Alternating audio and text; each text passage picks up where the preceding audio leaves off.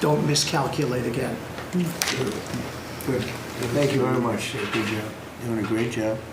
Everybody around this table is doing a great job. Pete Hegseth, please. Mr. President. I'll start kind of where you left off, Mr. President. Thank you for doing the work of the free world and having the courage to step up and stop the Iranian terror regime from holding the world hostage. That's really what it is. And 27 days ago, Iran had a modern military. Never in recorded history has a nation's military been so quickly and effectively neutralized. Operation Epic Fury is not an endless war. It's a decisive campaign with clear objectives to destroy Iran's offensive military capabilities and ensure they never obtain a nuclear weapon. This is stuff for the history books. This is stuff for legacy. Mr. President, you are acting now to ensure future generations do not have to live under the threat of a nuclear-armed Iran. However, you wouldn't know it if you listened to the dishonest hate Trump media, as you referenced. The folks here in the room, these cameras, they have a choice. You're either informing the American people of the truth or you're not. Because I hear it from my people every day. Behind every headline you write, there's a helicopter crew in the air. And behind every news banner you write, there's a battalion on the move. And behind every fake news story, there's an F-35 pilot executing a dangerous mission. My message to the media is get it right. This actually isn't something new to me. I may be a young guy, Mr. President, but I'm not a rookie in this realm. In 2007, I helped lead the surge, the public fight for the Iraq surge. Stood and watched people stand in the Senate and declare the war is lost before it even started. Who was that? It was Harry Reid. That was the Democrats and the media working hand in glove. Back then, it was 3 years into a war. Now we're 3 weeks into an operation. But see, unlike Iraq, this isn't a tie. This is not parity. This is not chaos. This is success, pure American success, on plan, and as the president said, ahead of pace. Over 10,000 enemy targets destroyed, over 140, I think now you're right, Mr. President, over 150 naval vessels sunk, underground facilities destroyed, their defense industrial base in shambles, and overnight, not only do they not have a Navy, Mr. President, they no longer have a Navy commander. IRGC's Navy commander was killed overnight in operation. So no Navy leader. Now that here's the thing about the media though, if President Trump had not acted, you'd be screaming, why not? And now that he has taken decisive action, you're asking, well, why did you? It's the same old tired playbook, TDS in your DNA. But the hardworking, God-fearing, patriotic Americans out there know better. And you alluded to this, President Obama, Mr. President. Here's a fact that you don't hear on your networks, but we know. Many of the Iranian military factories and bases that we're systematically destroying were paid for by the pallets of American cash that Barack Obama flew into Tehran under the Iran deal. You might call it an inconvenient truth. Iran took our money and turned it into weapons and bunkers and ammo. And now we're destroying those weapons and you're righting, Mr. President, that grievous wrong. And make no mistake, we had to act. And our objectives are clear. No nukes, no Navy, and a complete dismantling of their missile program and defense industrial base. And as Marco pointed out, that mission, and the VP as well, has not changed since day one. Yet, 2 days ago, they shot 2 failed missiles on a target 4,000 kilometers away. For years, they told the world that their missiles could only range 2 kilometers. Surprise. Yet again, Iran lied. And to the world, I say London is 4,000 kilometers from Iran. Washington, D.C. is 3,300 kilometers from Venezuela, another country President Trump did something about that partnered for a long time with Iran. So you're telling us that Iran is not a threat to the world or to the U.S. President Trump knows better. And here's what success actually looks like right now. You mentioned it, Mr. President. A-10 Warthogs, if you know them, you love them, and Apache helicopter gunships are flying strike missions inside Iranian airspace and throughout the Strait of Hormuz at will. See, you only send these slow, low-flying, close air support platforms when the enemy has no meaningful air defenses left. Their presence is proof that Iran's air defenses are gone. Their command and control is shattered, their top leaders hiding in underground bunkers, while their mid-level commanders are being crushed in the field, the morale of their fighters plummeting, and we see that disconnect daily. They're privately admitting, as you said, Mr. President, very heavy losses. We know that. President Trump has given us a clear mission. Our capabilities are only going up and Iran's are plummeting. We are here to win, and we're full speed ahead. So, Steve, we appreciate your efforts. We pray for a deal, and we welcome a deal. And we have the ultimate deal maker to make it happen. But in the meantime, as I said yesterday, the Department of War will continue negotiating with bombs. War is negotiation by other means. And finally, I want to thank our incredible troops, our pilots, crews, sailors, refuelers, air defenders, the absolute best of America, the real 1% of our country. This president, President Trump, has your back. And I know this cabinet prays for you every single day. And we ask the American people to do the same as they continue in this mission. God bless. Thank you, Mr. Thank you very much. It's great. I think before I ask Scott to say a couple of words, it would be great if people like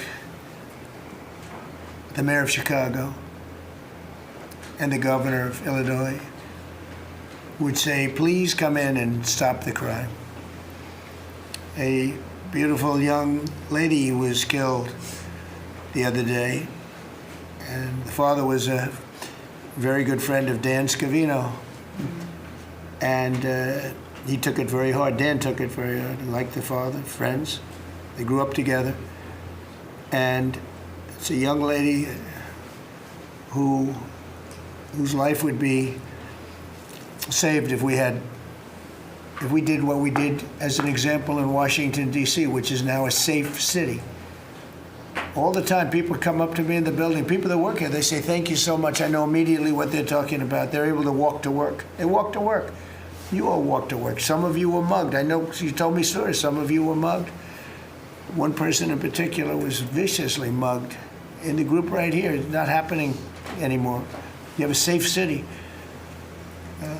Louisiana, the governor of Louisiana called me, can you help me with New Orleans? They just had the Mardi Gras. He said it was the safest Mardi Gras we've ever had.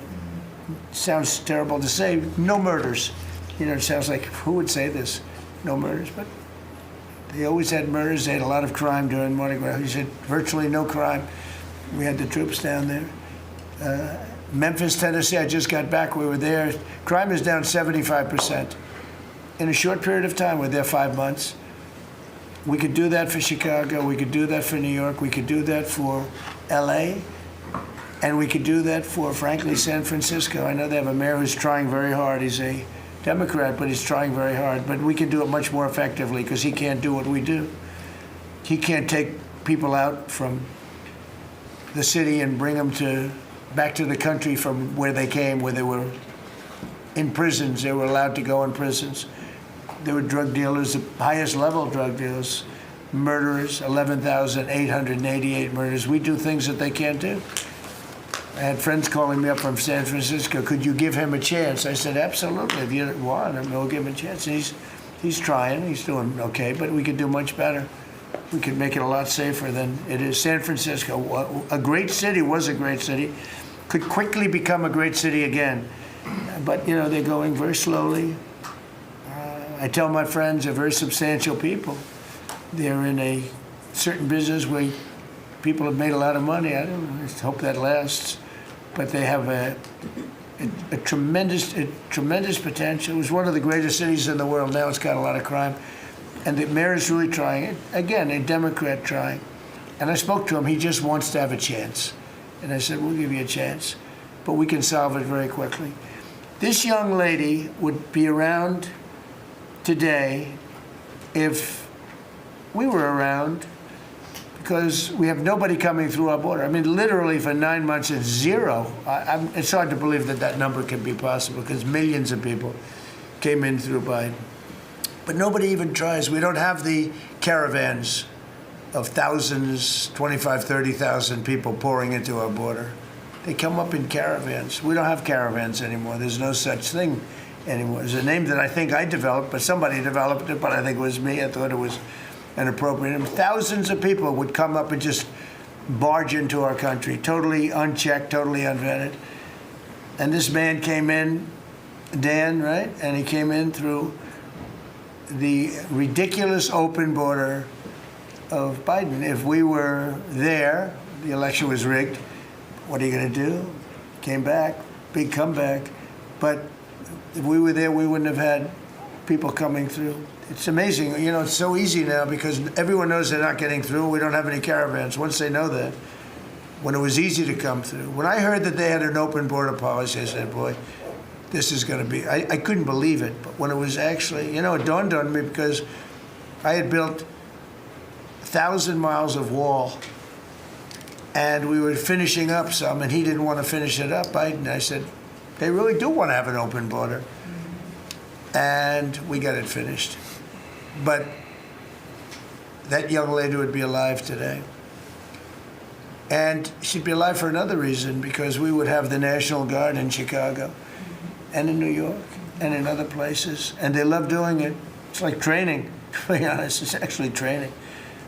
I never want to take them out of D.C. I mean, maybe somebody later on will do it, but I never want to take. You know, the people, they look, they say, we feel so good, we feel so safe. We see these beautiful, strong people, and they're so nice. They help. They open the doors for people. They carry bags. They pick up paper when they see paper on the ground. I looked at D.C. last night. I drove to make a speech, and I drove through, and I said, take me this way, take me that way. The city's clean. The fences are down. You don't have homeless all over your parks. I mean, we had parks. There was no room for anything else other than homeless. It's all clean and nice. And it'll be even more beautiful in a year from now. And we have some projects that are great. This ballroom is going to be something that's so beautiful for the city, so desperately needed by presidents. I mean, now it's no secret the military wanted it more than anybody. It was supposed to be secret, but it became unsecret because of people that are really unpatriotic saying things. But doesn't matter. Doesn't matter. It's going to be great. We're building an arc, a triumphal arc, which will be incredible for the city. Incredible. We're fixing up what was the Kennedy Center. You know, I was honored when the board changed the name a little bit. Actually, it shows that the Republican and the Democrats, they work together. It's really something we work together. So I think it's a great symbol, actually. But we're doing a lot of work. That building is ready to fall down. It's in terrible shape. We're closing it. We're going to open it with a bang in less than 2 years. It'll come in under budget, ahead of schedule. That's what I do. It won't be like the Federal Reserve that's costing $4 billion or something thereabouts. Think of it, $4 billion. You know, it's amazing. I said to the group before, I said, everything I do, I get sued. I build under budget, ahead of schedule. I get sued over a ballroom that's going to be the most beautiful ballroom in the country, so desperately needed. You won't have to have tents sitting on the wet White House lawn. If it rains, you get wiped out, to honor the president of China or the president of France or the president of somewhere. You can have the greatest. We get sued by the National Trust for Historic Preservation. They don't know what they're doing. Then I just found out we got sued by that group and another group, I guess, on the fixing up of, again, I'll use the old name, Kennedy Center, because they're not fixing up Trump Kennedy. It's going to be beautiful when you add the name Trump. But we got sued. And all I'm doing is fixing it up. We're fixing broken marble. We're putting on a roof because it leaks like a sieve. We're fixing steel that's broken. It's the same building, same exact building. We're fixing it. It's going to be beautiful. It's going to be so beautiful and safe. It's actually unsafe. You had some of those columns on the outside that were painted a fake gold. Now we painted them a beautiful white color, beautiful cream white. It's beautiful. Everyone said it's so much more beautiful now. Instead of a cheap, you can't imitate gold. See, I'm a gold person. It's all real stuff. You can't imitate it. Someday they'll discover a paint that will look like gold, and the guy's going to be the richest man in the world. But you can't imitate real gold. It just doesn't. That's 24 karat. which is what this building deserves. But think of it. I get sued because I'm fixing up the Trump Kennedy Center. We're going to make it gorgeous and safe. We're fixing new windows, new this, but just all fix up. I got sued by preservationists. But you know who they didn't sue? The man that took this beautiful Federal Reserve building. That's small, much smaller than the hotel I built. I built the Waldorf Astoria Hotel down the road. And it was a beautiful job for $201 million. It's bigger, I think, than the Federal Reserve building. And it's got rooms and bathrooms, and it's not like just an open office space, which is much cheaper to build. Think of this. I hear he's going to be over $4 billion for a little building. He doesn't get sued by anybody but me. I sue because it's either somebody's very crooked, which has to be, because what happened to all that money? You can't sue. I would have done that building for $25 million. It's going to cost maybe $4 billion, and we have a great new person coming in to take over the Fed. And Kevin may not ever have an office, because I don't know if they're going to be able to build. I passed that building the other day. It's a see-through. You know what see-through means? There's no walls up. And they're going to spend. But the National Trust for Historic Preservation, which is a joke, by the way, they didn't sue that building. They didn't sue anybody. But they sue me, and I build. And by the way, my buildings, it's all donations. Rich people and people are putting up the money. Zero taxpayer dollars. Is that right, Scott? Yes, sir. Zero taxpayer dollars. This stuff is all done for free, and I get sued. This can only happen to Trump. But they don't sue the guy whose interest rates are too high. That's why we call him Too Late. His name is Jerome Powell. We call him Jerome Too Late Powell. And done a terrible job. He suffers from Trump derangement syndrome, as he probably should, because I hit him pretty hard. But so I don't blame him. But they don't sue a man who has taken this gorgeous building, ripped it down from the inside, taking ceilings that are as beautiful as you've ever seen, taking the ceilings down instead of leaving them, taking walls down that were 2 feet thick of solid concrete and plaster, replacing them with 6-inch walls with no insulation. I said, let me ask you, are you going to put insulation in? No, it's not in the budget. Oh. Insulation costs $5. Now you're going to hear the guy next door. If he's next door to me, I'll be able to hear his military plan. I'll know exactly. If Lutnick is in there, I'll say, oh, I know exactly what Lutnick's got planned. It's the craziest thing I've ever seen. They've ripped this gorgeous building apart, and you can never build it again. I could, but it costs a lot of money. But a normal person can never build. So you're going to have crummy little walls, a flat little ceiling eventually, but right now you don't have anything. And nobody sues this guy. And then when Jeanine Pirro, working with Pam and others, has the courage to sue to find out what happened to maybe $4 billion and a building that may never be occupied by Kevin Warsh. She may never get there. We're going to have to find him some space in the White House. We'll put him in the basement of the ballroom. But when, now think of it, when Jeanine Pirro and Pam and the group, when they bring a suit, it's like, oh, this terrible thing. And then we have a judge that attacks us. So we've got to get our priorities straight, you know. It's a very sad thing that's happened with the Fed. And then just one other thing very quickly, you have Gavin Newsom in California Railroad. That's 100 times over budget. It's out of control. It was supposed to go from the middle of San Francisco to the middle of LA. Well, now it stops way short of both. It now goes into areas that nobody ever heard of. It's billions and billions of dollars over budget, years and years, maybe decades late. And that's why we have a country that has a lot of problems, you know. We have incompetent people. It's all people. Think of this, Federal Reserve, I would have had that building done for $25 million. I would have, if I did it, it was up to, somebody else would have done it for more. So maybe 50. But you could have done that building, if it was properly done and planned, you would have done that building for, I would have done it for $25 million, and it would be better. It would be better. See this pen right here? This pen is an interesting example. It's the same thing. So this pen is very inexpensive, but it writes well. I like it. But I can't have the pen the way it was. You know what it is. I don't want to give too much publicity, but they do treat me well. Sharpie. So I came here, they have $1,000 pens. And you know, you hand pens out, you're signing and you hand them out, you're handing them to all these people. Sometimes you have 30, 40 people. And they were $1,000 a piece. Beautiful pen, ballpoint. 1,000, it was gold, silver, gorgeous. But I'm handing out to kids that don't even know what they're, what is this, mommy? It's kids. They're getting a pen for $1,000. They have no idea what it is. And I feel guilty because I'm like, you know, I'm by nature, I don't, you know, it's the government. I love the government like I love myself economically. I want to save money. So I'm saying, this is crazy.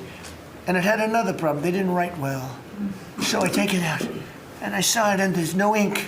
And I got all you people looking and you say, there must be something wrong with Trump. And I'm signing and there's no ink in the pen and it costs $1,000. This one, I called the guy. I said, I'd like to use your pen, but I can't have a gray thing with a big S on it saying Sharpie. As I'm signing a $1 trillion airplane contract to buy brand new fighter jets, brand new B-2 bombers, of which we just ordered plenty. I can't do that with the press. Use your pen, but I like the pen the best, but I'll sign it. I could do like Biden did, you know? Give it to somebody else to sign, or an auto pen, or maybe sign it separately in another room, but I can't use your pen. He said, well, I can make it nicer. I said, what can you do? He said, I'll paint it black. I said, that's nice. And I can even paint the White House on it, sir, if you like, in gold. Almost real gold, not bad. And I can even do your signature, sir. And by the way, this was not staged. I just saw the pen sit there. I thought of this as an example of how $25 million spent by me at the Federal Reserve Building would be a better job than $4 billion that they're spending. And you know, one of the things that Kevin Warsh told me, he said they ripped down the nicest building. I don't know what building they're talking about. They ripped down a building, Scott, right? Kevin Warsh said it's the most beautiful building in Washington. He said the most beautiful space. They ripped it down. Why did they do that? I don't know. Do you know what he's talking about? Is it true? Yes, sir. They ripped it down. We have a moron at the Fed. Who wouldn't be lowering interest rates right now? But I want to thank Janine Pirro and Pam and her group for having the courage to bring this suit. And I believe that the contractor on that job is probably one of the richest men in the country right now. I believe that it's not possible to spend that kind of money. $3 billion, $4 billion, nobody knows, nobody has any idea what it is. But it's over $3 billion, and it's probably going to be over $4 billion by the time they finish. And it may never get finished. Unless I take it over, I'll get it finished. But it can never be what it was. It's never going to have those beautiful ceilings. It's never going to have those incredible walls. The walls were 1.5 feet thick of solid masonry. They ripped them down for no reason. And I just give you the story. And just to finish on this one, so I told that story to somebody and said, yeah, but it's not the same thing. I said, you're right. This one is better. It writes. So the guy said to me, you don't have to pay me, sir. I'll give them to you for nothing. I said, no, I don't want that. Let me pay you. I want to pay you. No, sir, you don't have to. You're the President of the United States. He was shocked. The head of Sharpie gets a call. I don't even know who the hell he is. He said, is this really the President? He said, no, you don't have to pay me, sir. This is such an honor. I said, no, I want to pay you. He said, what would you like to pay? I said, how about $5 a pen? He said, that's all right. Whatever the hell we agreed to. Peanuts. As opposed to 1,000. And these were $1,000 pens. And we were giving them out. Sometimes, you know, you were there for signings. I'd have 30, 40 people standing behind me. I'd give out 40 pens to people. Then somebody would say, could I have a couple extra? This way, I'd go like this. Here, you want 5? Here, take 5. But the bottom line is, They're better pens. It's a business story. So for $5, could be zero, but for $5, I get a much better pen than for $1,000. And I can hand them out, and actually they become hot as a pistol. So what can I tell you? With that, could I give it to, please, a man who's done a great job at Treasury, Scott? Good luck, Scott. Well, sir, as always, you're a tough act to follow, but that is very illustrative. Your economic leadership has made our military mission possible. Mr. President, national security, as you always say, is economic security. Your leadership has shown the American people that there is no prosperity without security.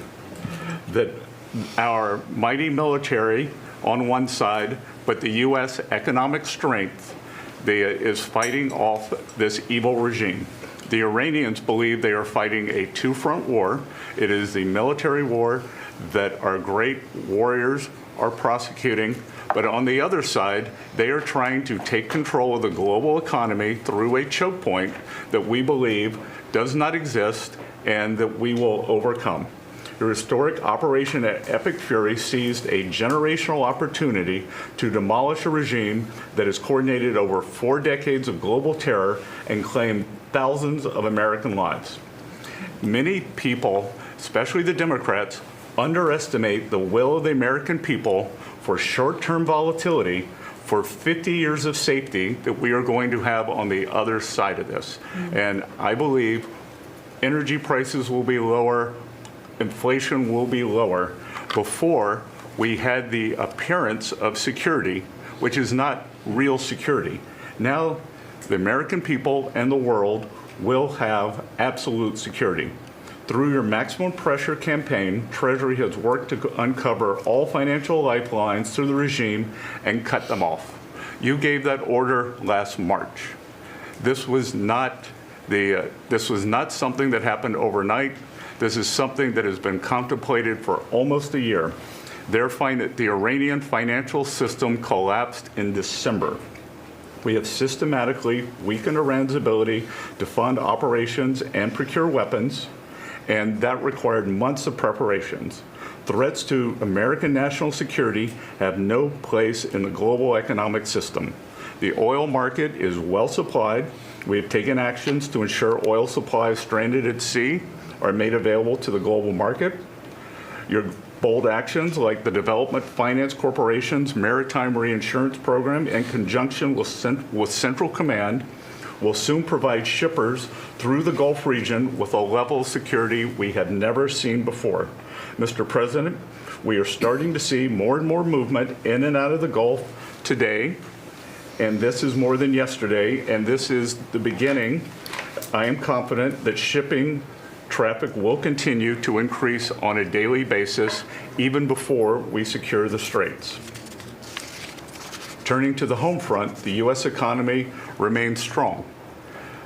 We had a strong economy thanks to you. We are the best insulated in the world thanks to your energy efforts in Term 1 and Term 2. The U.S. is an energy superpower. American workers' purchasing power is finally being restored. The latest figures indicate robust real compensation increases. We are starting to see the working family tax cuts benefits bearing fruit this tax season. 44% of tax returns have claimed at least one of your signature policies: no tax on tips, no tax on overtime, no tax on Social Security, deductibility of auto loans. The average tax refund is up more than 10% for working Americans. The economy you vitalized through your pro-growth policies is well positioned to withstand these temporary disruptions.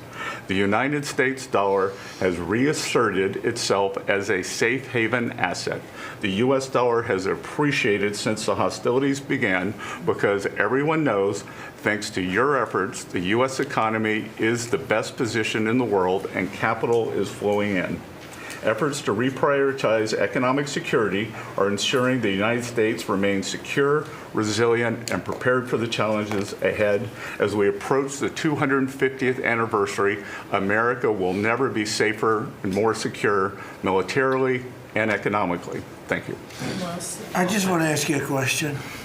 Is this guy central casting? I'm looking at him. I'm in Treasury. He might not be so good for war. I don't know. Pretty good. No, I'm looking pretty good too. I'm looking at this guy. He's central casting. Even the glasses are perfect. Where do you get those glasses? I think I'm going to get glasses. That's beautiful. Great job. That's really good. No, he's done a great job, and you all have. Proud of you all. Do you have any questions? Yes, Mr. President, are you going to go in for the uranium? Like, how do you secure Iran and... Let's assume I was or I wasn't. Why would I ever answer a question? Can you accomplish What your kind of goals a without question? Am I going to go in for the... Oh, yeah, I'm going in. We're going in tomorrow at 3 o'clock. How could you possibly ask a question like that and expect an answer? I don't know. But I don't know. I think you're a friendly person, too. It's just such a ridiculous question. Mr. President, Please. Thank you, Mr. President. There's been a report that potentially the U.S. is looking at diverting some munitions, air defenses that were meant for Ukraine to the Middle East. Is there any accuracy to that? Is that something you're considering? Well, I'd have to ask you, but we do that all the time. You know, we have tremendous amounts of ammunition. We have them in other countries, like in Germany and all over Europe. We have, you know, we're packed.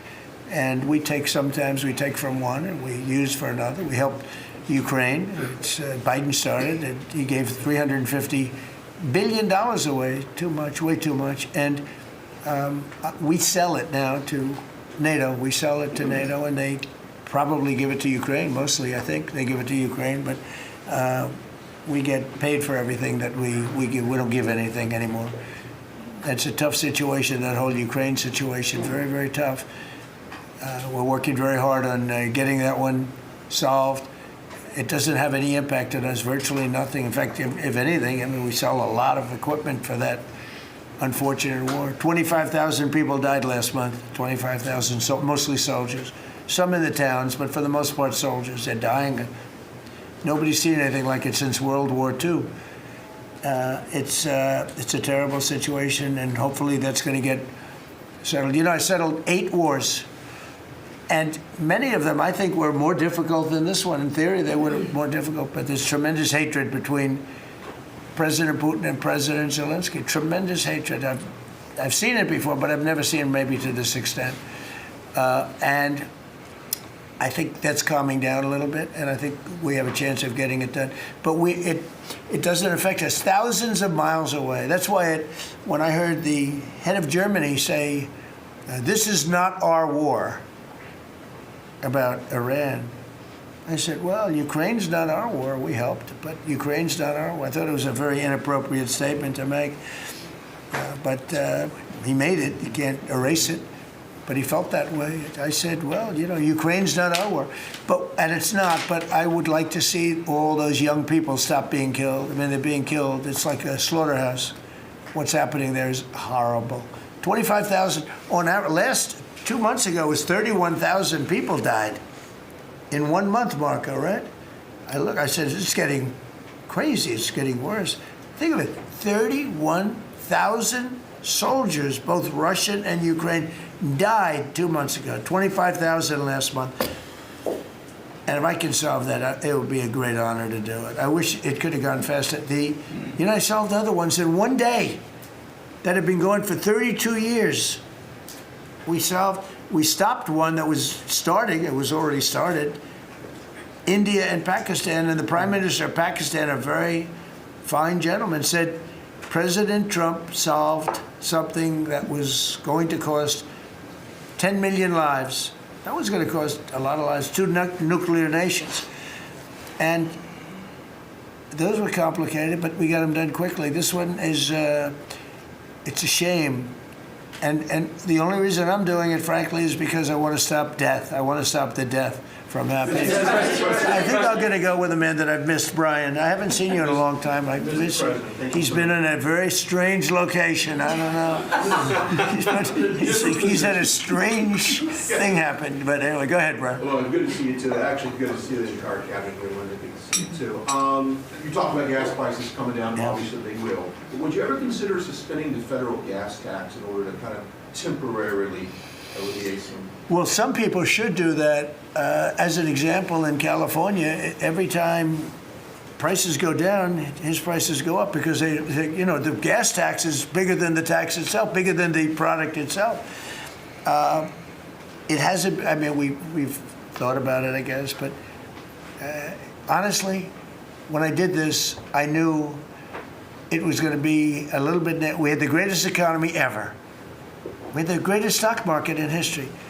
I said, we're going to take a little bit of a hit, a short-term hit. It's going to end up going much higher than it was, in my opinion. I said we're going to have a great stock market. Nobody thought we could get to 50,000 or 7,000 in the respective indices. Nobody thought that was going to happen, but it did in the first year. They said it couldn't happen in 4 years, that you wouldn't hit 50 in 4 years, but you could maybe get close. We hit it in the first year. And I said, this is a good time to solve a problem that you had to solve. And that's what I did. But the gas tax, people have talked about it. It's something we have in our pocket if we think it's necessary.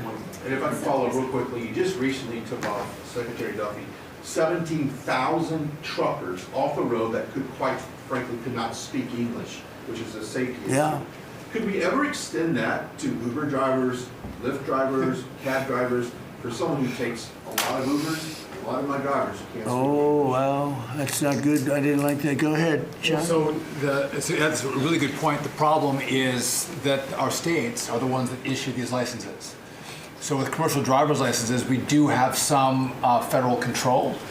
But again, we have thousands of people who can't speak the language, long-standing rule, and it's a safety issue, right? If you can't understand road signs, if you can't communicate with law enforcement when you're pulled over and communicate what's on your rig, huge problem. But the last administration, Mr. President, they let truck driving schools self-certify that they were qualified to train truck drivers.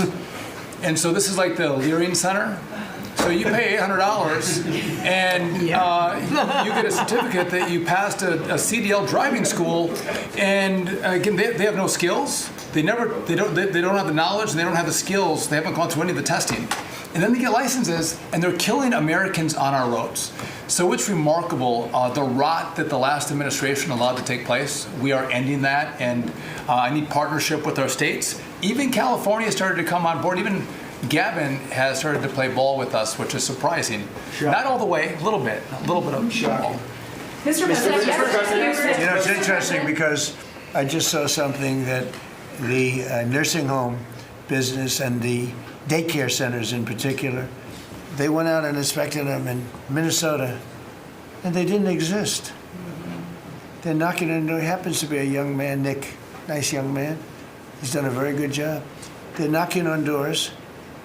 It's like homes, and they're getting hundreds of thousands of that. They didn't exist, and in California, it's worse. It's even worse. And I spoke with Russell Vogt. I said, Russell, don't send them any money. He said, but we have a court order that we have to. Can you believe it? A judge. The judges are really hurting this country. Our judges, Justice Roberts doesn't like when I say it, but the judges are really hurting this country. And frankly, the justices, the Supreme Court, has really hurt our country too. Mr. President, do you have a new deadline, given that there are some talks now? Do you have a new deadline before taking? No, I'll announce it. I mean, right now, you're talking about a deadline for doing some pretty big damage, even bigger than we've done. We'll see. Look, we have very substantial talks going on with respect to Iran, with the right people. You know, I told you about a present, right? Steve, can I reveal the present? You can do anything you want to say. Thank you. They said to show you the fact that we're real and solid and we're there, we're going to let you have 8 boats of oil, 8 boats, 8 big boats of oil. This was 2 days ago. And they'll sail up tomorrow. That was 3 days ago. And I didn't think much about it. And then I watched the news, and they said, a very good anchor, actually, happened to be Fox. But I watched it, and he said, something's unusual happening. There are 8 boats that are going right up the middle of the Hormuz Strait.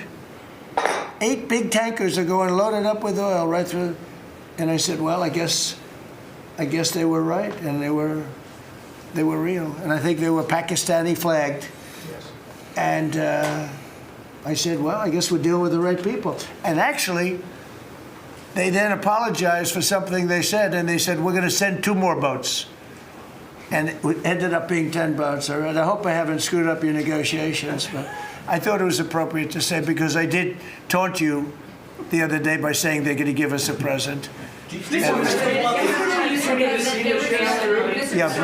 illegal immigrants who were arrested at San Francisco airport for ignoring deportation orders. At the same time, as you highlighted, really great reception from American travelers for ICE agents. Is there a PR aspect of this that can allow future deportations to go on with less protesting, less outrage? Yeah, it's amazing, because by putting ICE there, look, the press was very unfair to ICE. So was everyone else. These are great American patriots. They have a tough job. They have to find murderers and take them out of our country. I wouldn't want to do it. You wouldn't want to do it. Most people wouldn't want to do it. They do it. And, 11,888 murderers. And that's murderers. That's not drug dealers. That's not lots of other things. It's not people from mental institutions. Entire jail populations were released from major countries and let into our country through the open border. And ICE has done an amazing job. I wouldn't want that job. It's a tough job, dangerous job. So what happens is, by putting them at the airport, and I just said, do me a favor, take off your masks. And they did. For that, not for when they're looking for some, cold-blooded killers and they're in the net, but for that. And they did. They took them off. And the passengers, I see the interviews of people, they're saying, these are nice people. One person said, he's a very strong man, but he's a nice guy. He grabbed my bag. He helped a woman with a bag that she couldn't lift. And I'll tell you, I don't want to use the word rehab, because there was nothing to rehab, but rehab from the press, because the press is so tough on them. And these crooks in Minnesota, these crooked politicians and dirty cops, they're dirty cops, they're dirty politicians. Waltz is a dirty, crooked politician. The Attorney General is a crooked guy. He's no investigations, and I hope JD's going to do a great job. He's in charge of it now with somebody who's very talented. But I think it's easy stuff. They say $19 billion, think of it, is missing. $19 billion. If we would solve half of the fraud problem, Pam, in this country, we would have more than a balanced budget. We'd have a surplus. And in the case of Minnesota, it's very Somalia-oriented. Think of it. These people come from a crooked country, disgusting country, one of the worst countries in the world. Acknowledged to be one of the worst countries in the world. Some people say it's the worst. They have no money, they have nothing. They come to our country, low IQs, and they rob us blind. Stupid people. And they rob us blind because we have crooked politicians and we have dirty cops. The Attorney General's a dirty cop. It's my opinion. It's only my opinion. And something should be done about him. Let's see what kind of job he Mr. President, can do. yesterday you said that you hate mail-in ballots. Excuse me? Should Iran be able to charge a toll for the Strait of Hormuz? They're charging some vessels to go through. Oh, yeah. Well, should they be able to? I mean, they shouldn't be able to, but they're doing it a little bit. I don't know. Look, their capability is a lot less than it was 2 weeks ago. And with every week and every day, frankly, it gets less and less.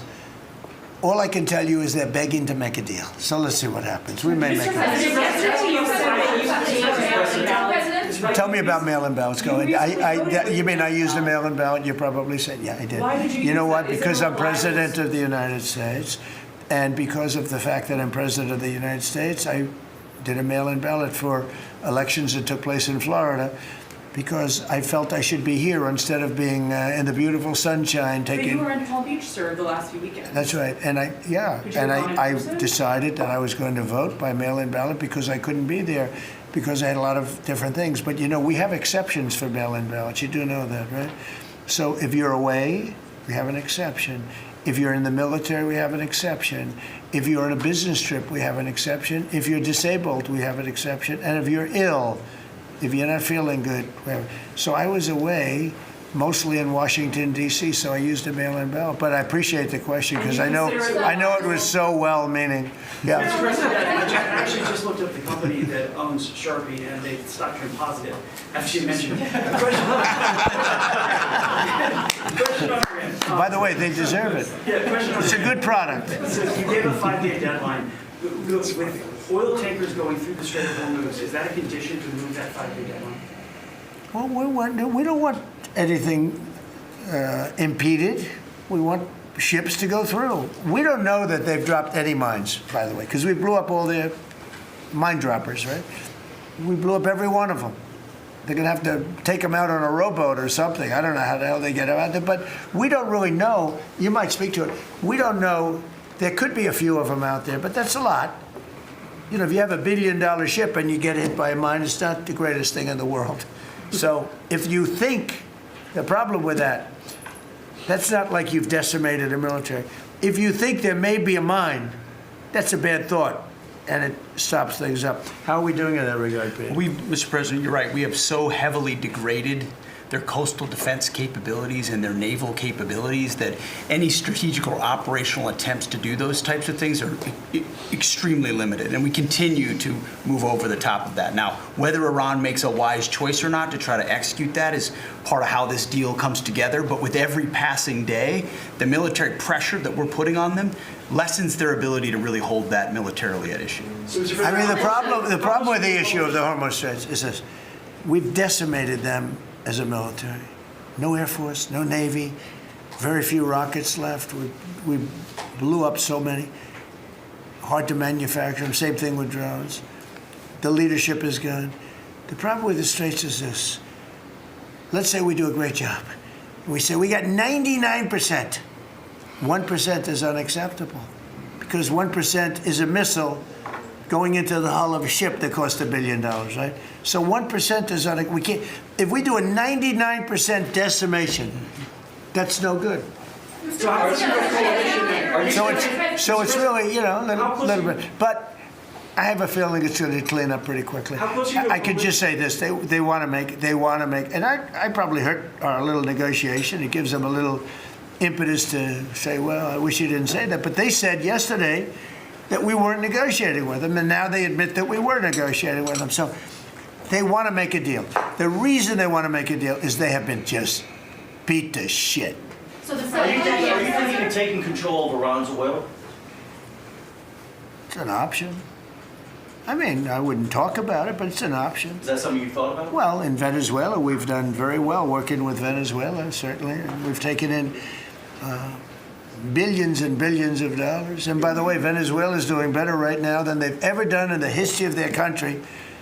And it's sort of like a joint venture. But the United States has made a lot of money, Marco, right? With it. Do you want to talk about that for a second? About Venezuela? Yeah. Yeah, I mean, I think Venezuela in the first 2 months of this year generated more revenue from oil sales than they had most of all of last year. But the money's not being stolen anymore. And it's being held in a U.S. Treasury blocked account. And to the extent it's flowing to the Venezuelan government, it's going to help people, like fund hospitals, pay teachers. It's not And we being get a stolen. lot of it. And they got more than they have in many years. Yeah. Think of it. We get a lot of it. We have a deal. We get a lot of it. We had 100 million, think of this, 100 million barrels we took in the first 2 weeks. 100 million barrels. That's a lot of oil. It's a lot of ships. And we got some and they got some. We paid for the ships. A lot of money left over. And Venezuela has done better now with us. Call it a partner, call it whatever you want. We've made a lot of money, and they've made a lot of money. We've paid for the cost of that military hit many, many times over. And we've only just started. Our relationship with Venezuela has been amazing. The people, actually, I'm the highest polling person. And in other words, after the presidency, I think I may go to Venezuela and run for president against Elsie. I may run against Elsie. It's an option. No, they like me in Venezuela. But It's an option for me. It's a wonderful option. Yes. There's some reports that Gulf allies are concerned about winding down the war too soon and potentially leaving Iran. Well, they'd probably like us to stay, but the concern. if we don't stay, look, it's a beautiful thing about airplanes that go 2,000 miles an hour is you can get back there very quickly. If we don't stay, we're going to be protecting them. We know, they've been very good. Hey, Qatar, Saudi Arabia, in particular, Qatar, Saudi Arabia, UAE, the three of them, Kuwait, Bahrain, they've been 100%. Now, in all fairness, they could have gone the other way. They were surprisingly missiled. They were shot at. Nobody ever thought they'd be shot at. UAE had 1,400 missiles aimed at them. Fortunately, they had the greatest anti-missile weapon in history called the Patriot. Almost every single missile was shot down. We had an incident recently where 101 missiles were shot at a certain thing that we own that's very valuable. 101 missiles going 2,000 miles an hour. Out of the 101 missiles, every single one of them was shot down in midair and fell into the ocean. It's amazing technology. There's nobody has equipment like we have. Is it even possible to wipe down the war while Iran still has that enriched uranium? Is it even possible Well, to wipe you're going to have to see, but, I think we're in just very good shape. We're roaming. You know what we're doing? You know the word roaming free? We're over their skies with the most beautiful planes you've ever seen. Roaming free, there's not a damn thing they can do about it. And it would be nice if, like the fake news New York Times, which writes so fake, and the Wall Street Journal is terrible, terrible. I mean, I read a story today that I'm desperate to make a deal. If I was desperate, he'd be the first to know. Pete, let's get the hell out of there. I'm the opposite of desperate. I don't care. I want to know. In fact, we have other targets we want to hit before we leave. We're hitting them on a daily basis. No, I don't talk about you. I can't talk about specifics. A lot of people say that wouldn't matter. Maybe it does matter. Who knows? But I wouldn't talk. It's like the question this young lady asked. Sorry about I embarrassed her. I don't want to embarrass you because I think she's a friendly reporter, so I'm sorry. But I can't say what we're going to do because if I did, I wouldn't be sitting here for long. They'd probably, what is it called, the 25th Amendment? They'd institute the 25th Amendment, which they didn't do with Biden, which is shocking. The hard question is really safe enough to leave the region because Steve said that they've got enough uranium to make 11 bombs. That's a very scary thing. So, well, it's again, I can't talk to you about that. You're asking me a question. You're essentially saying, will I go in and do something? I can't talk to you about that. You're looking at a coalition of ships to help, warships to help protect tankers. How close are you to getting that coalition? Well, we have a coalition for them, but they should have been up here a long time ago. And they're affected. The amazing thing is we don't need the Hormuz Strait. We don't need it. We don't need it at all. We have so much oil. Our country is not affected by this. We have twice the amount of oil as Saudi Arabia or Russia, and soon it'll be 3 times the amount. Chris, do you want to speak to that for a second? Yeah, that's correct. Our total oil production is greater than Saudi Arabia's plus Russia, and more than we consume in the United States. So we're the largest. Pretty good. Yeah, pretty. You know what they call it?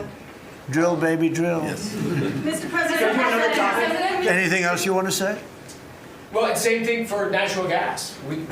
We went, before your first term, we were the largest exporter of natural gas in the world. Today, we're just by far the largest. We were the largest importer, now we're by far the largest exporter, and it's growing rapidly this year. New facilities are coming online, new production's ramping up. We're doing an amazing job. We're getting a lot of help from that man right over there. He's getting approvals done quickly and very environmental. He's an environmentalist, actually. He does a great job, but he gives you a fast approval or rejection. Do you have anything to say? Well, back on Venezuela, where Chris and I have both had a chance to be there, I literally think they're going to put up a statue to President Trump. And I'm not being, it's not a political statement, it's an actual thing. So. That would be a great honor. No, because it's like they view President Trump like Simon Bowler. He's the liberator of a country, and this is a country where they love American baseball. You look on the street, they're wearing NBA jerseys, and Delcy and her team working with us, getting back. Chris and I both experienced it was the first time in Venezuelan history that they had the free press allowed to come on to essentially where the White House, the Palacio Miraflores, and it was like, it was an emotional thing for people that had been for 20 years had never had a chance to be there. So whether it's and then production, it's showing up in production. The American companies that are coming back, most of those American companies have many American Venezuelan team members. One company in Houston's got 600 Venezuelan Americans that know more about reviving that industry. So their GDP is 1/4 of what it was before. They want to get back. They remember what it was. Their production on oil production is climbing towards 50% increase just in the 3 months we've been here. That flows to American refineries on the Gulf Coast, lowering the price of gas in America. So it's a Forget that. When are they going to do the statue? The hell with you.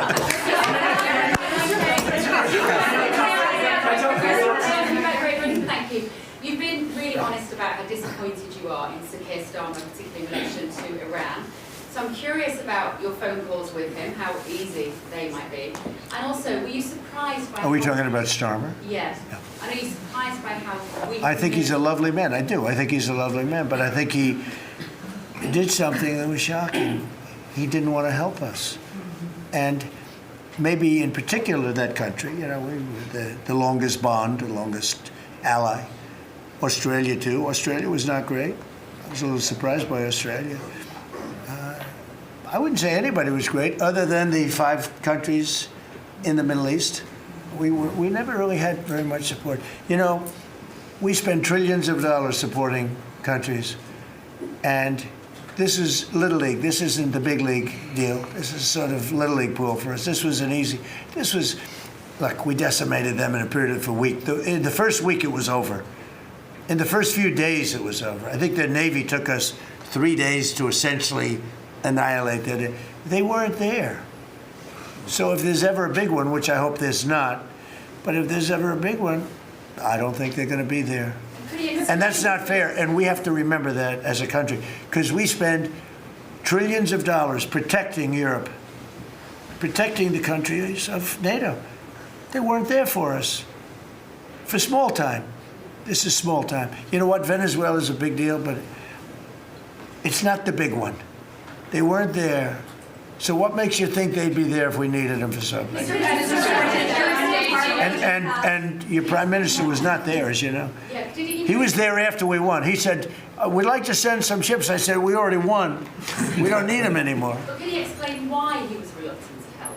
Why he what? Why he was reluctant to help with Iran? He didn't have to. I didn't ask him. I just said, just tell me, no. I mean, we're always going to be there, or at least we were. I don't know about anymore, to be honest with you. I would have to be honest. We were always there when they needed help. We always would have been there when they needed help. I mean, think of it. We're there to protect Europe from Russia. In theory, it doesn't affect us. We have an ocean, big, fat, beautiful ocean. But we're there to protect NATO, to protect them from Russia. But they're not there to protect us. It's ridiculous. It doesn't make sense. I tell you, a lot of people were big NATO people. I was never big. It was okay. I got them to pay 5%. By the way, they haven't paid it yet. You know that. I got them to pay 5% from 2% to 5%. They didn't pay it yet. I got them to pay up to 2% because they weren't paying the 2%. Then I got them to pay 5%, which they should be at.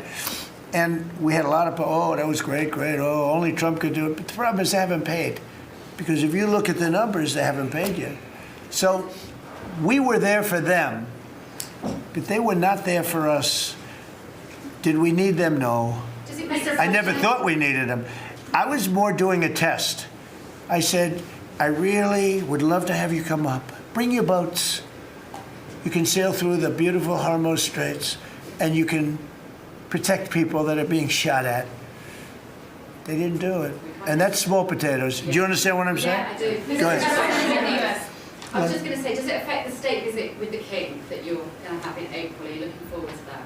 With the King? With the King No. coming here? No. He's a friend of mine. He's a great gentleman. As you know, he honored me and our country. He really honored our country. But we had an amazing time. I've known him as Prince Charles. I know him as King Charles. I'm proud of him. He's fighting a tough battle. He's tough. I think he's a fantastic. It has nothing to do with that. It's different. But And he's going to be here very soon, as you know. We're going to have a state dinner. It's going to be great. But I was very disappointed when the Prime Minister said, I won't be able to. It started with the island that the indigenous have claimed away from your country. And for some reason, you went for it. And all of a sudden, indigenous people that never saw the place, they never saw it. He was afraid that we would do something to insult, because he's a liberal. That's the way they think. And when we needed the island to land that beautiful B-2 bomber, we were told we can't use it. We'd have to fly back to Missouri, which is a 17-hour flight, as opposed to a couple of hours. And I said, you gotta be kidding. Not good. They made a big mistake. Mr. President, is the Friday deadline for Iran, is that pushed back now, and if not? I don't know yet. I don't know. Mr. Witkoff and JD and Jared will tell me whether or not they think it's going along. And if it's not going along, maybe not. And we have a lot of time. You know what? It's a day. In Trump time, a day, you know what it is? That's an eternity.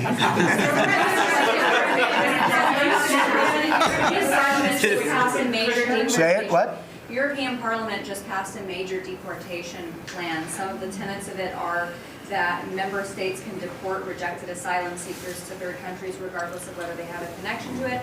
It allows for detention periods of up to 2 years and also offshore return hubs or detention centers similar to ours. Who did this? Which country? European Parliament, and the vote was not close. It was 389 in favor to 208 against. I'd vote with them, yeah. Europe is where you are now. Do you think that will move the needle with Democrats? I don't care about the Democrats. The Democrats hate our country. The Democrats are in chaos right now, and they have no common sense. You know, they have one quality that's amazing. They stick together.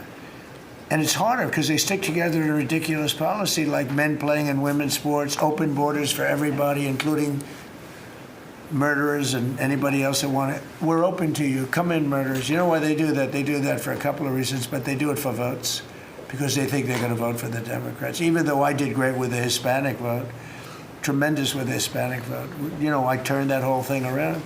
The Hispanics like me, and I like them. And you know, it's interesting with the Hispanics. When I built the wall, everybody said, oh, that's going to ruin us for the Hispanic. It was just the opposite. They know all about immigration, and they know all about death and crime, and they're smart people, and they have common sense. They wanted to be protected from the people that were coming into our country. So, you know, I won the election with a very tremendous Hispanic vote, and I think it's higher now than it was then. So, we're a party of common sense. The Democrats are a party of insanity. They're a party that will destroy our country.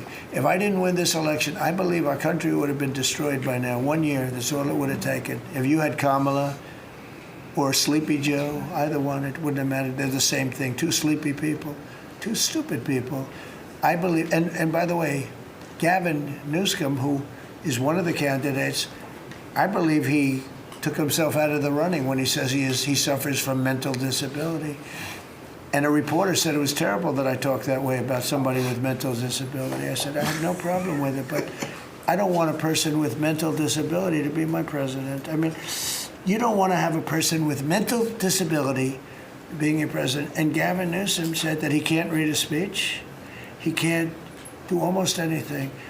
And then he said he's as dumb as all the people in the room. And he got accused of being a racist, which was an amazing thing. I thought it was the worst interview I've ever seen anybody give.